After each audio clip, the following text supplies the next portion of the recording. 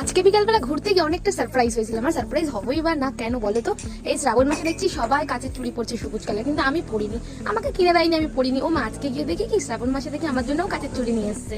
Hello everyone, welcome back to my channel. কেমন আছো তোমরা? আশা করছি অনেক ভালো আছো, আর আমি কিন্তু অনেক ভালো আছি। দেখো আজকে বিকেলবেলা বেরিয়ে পড়েছি, আজকে একটা জায়গায় ঘুরতে যাব, তো চলো যাওয়া যাক।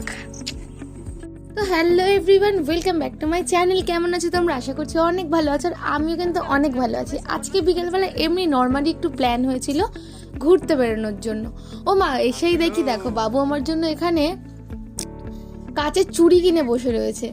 কাচের চুড়িগুলো দেখে আমি কিন্তু ভীষণ খুশি হয়েছিলাম। আর দেখো, আর একটুখানি বলতে গেলে কি, ও না পড়াতে পারে না, তাই জন্য আনরোমান্টিক হয়ে আমি নিজেই পরে নিচ্ছিলাম হাতে। আর কি করব বলো? তো কাচের চুড়ি পড়তে পড়তে দেখলে একটা চুড়ি ভেঙেই গেল। তাও আমাকে একটু বললো যে এখনই ভেঙে ফেললি। আমার হাতে আমি জানি এই কাচের চুড়ি বেশি দিন টিকবে না, আমার হাতে কাচের জিনিস অসম্ভব থাকা। তো যাই হোক, কাছে চুড়ি আমাকে গিফট করলো, আমি তো খুব খুশি হয়েছিলাম। তারপরে বলে চলো ঘুরে আসি, সেই জায়গা তো আমি আরো বেশি খুশি। তারপরে আমরা ওখান থেকে হেঁটে হেঁটে গেলাম রাস্তার দিকে। তারপর রাস্তা দিয়ে আমরা বেরিয়ে তারপরে গাড়িটা নিয়ে বেরিয়ে পড়লাম আজকে আমরা ঘুরতে যাওয়ার উদ্দেশ্যে।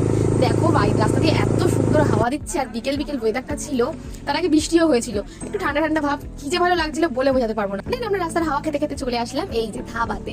এই কটেজের ভিডিও কিন্তু আমি আগেও শেয়ার করেছি একটা শর্টসে, তোমরা যদি দেখে থাকো তাহলে কিন্তু আমাকে অবশ্যই কমেন্টে জানিও, আর না দেখে থাকলে কিন্তু অবশ্যই দেখো। সেদিনের চাটা কিন্তু একদমই ভালো লাগেনি আমাদের, তো আজকে ভাবলাম, আগের দিন লেমন টি ট্রাই করেছিলাম, আজকে ভাবলাম একটু অন্যরকম কিছু ট্রাই করি। তো বসে পড়লাম আমরা টেবিলে, আর দেখো ধাবাটা কিন্তু বেশ সুন্দর, ধাবার জায়গাটা কিন্তু সত্যি খুব সুন্দর। এরকম হাই রোডের পাশে এত সুন্দর একটা ধাবা ক্যাফে টাইপ, এই জায়গাটা আসলে কিন্তু ভালো লাগবেই লাগবে, আমাদের তো ভীষণ ভালো লাগে এই জায়গাটা যেতে। তারপরে দেখে হঠাৎ করে ঝমঝম করে বৃষ্টি চলে আসলো, ব্যাপারটা পুরো জমে গেল। একেই চিকেন পকোড়া, তার সাথে কম্বিনেশন গরম গরম চা, আর তার সাথে এত সুন্দর ওয়েদার, কি যে ভালো লাগছিল। আমরা তো ওয়েদারটার ফিলিংটা নিতে চা আর চিকেন পকোড়াটা বেশ ভালো মতন খেলাম। গরম গরম খেতে কিন্তু বেশ ভালোই লাগছিল, কিন্তু কি বলবো লাস্টের দিকটা না একদম বেকার। মানে পকোড়াটাও তখন ঠান্ডা হয়ে গেছিল, লাস্টের পকোড়াটা যখন আমি কামড়ালাম এত বিচ্ছিরি একটা স্মেল আসছিল। তারপরে পকোড়াটা এরকম করে খুলে হাত দিয়ে দেখছিলাম, পুরো ভেতরটা না কেমন একটা কাঁচা থাকলে যেমন গ্যাট গ্যাট করে ওরকম করছিল। এটা আমার খুব খারাপ লেগেছে। অলেভার সবই ভালো ছিল, এই জিনিসটা খুব খারাপ লেগেছে আমার। কি মনে জানো তো, যখন গরম গরম খেয়েছি বলে আমরা বুঝতে পারিনি পুরো ব্যাপারটা, মানে গরম গরম তো, তারপরে এটা ঠান্ডা হয়ে যাওয়ার পরে এত জঘন্য লাগছিল, ওটা আমি আর খেতেই পারিনি।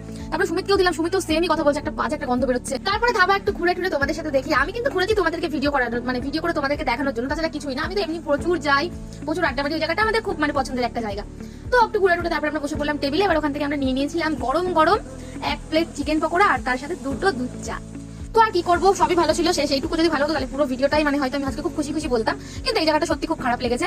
তারপরে আমরা আবার কি বৃষ্টিটা কমলো, আমরাও বেরিয়ে আসলাম বাড়ির দিকে। আজকের ভিডিওটা এত পর্যন্ত, ভিডিওটা কেমন হয়েছে জানিও, ভালো লাগলে একটা লাইক করে চ্যানেলটা সাবস্ক্রাইব করে দিও। টাটা।